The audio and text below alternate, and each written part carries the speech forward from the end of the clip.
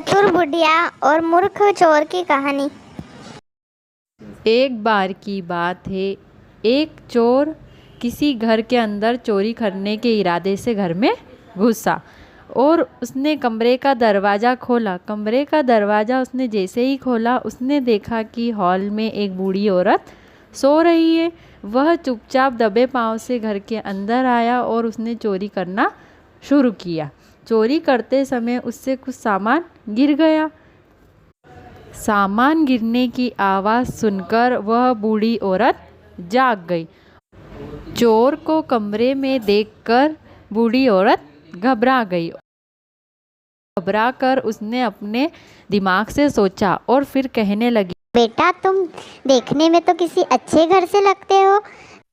तुम्हारी कोई मजबूरी होगी, इसलिए तुम चोरी करने का काम करने लगे हो। पर कोई बात नहीं, अलमारी के तीसरे बक्से में एक तिजोरी रखी हुई है। इसमें से सारा माल तुम चुपचाप लेकर चले जाना।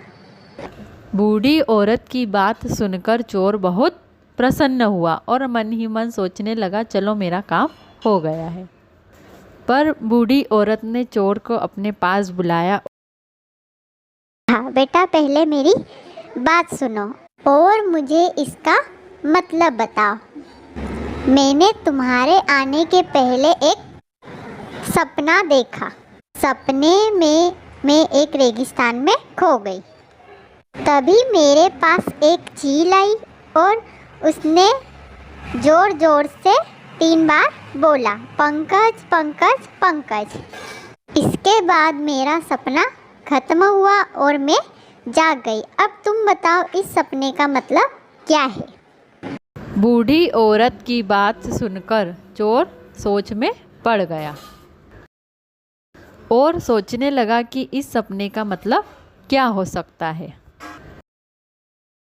इतने में ही पास के कमरे में बुढ़िया का बेटा सो रहा था। वह अपना नाम सुनकर जाग गया और हॉल में आ गया और उसने जब चोर को देखा तो उसे पकड़कर उसकी पिटाई करने लगा।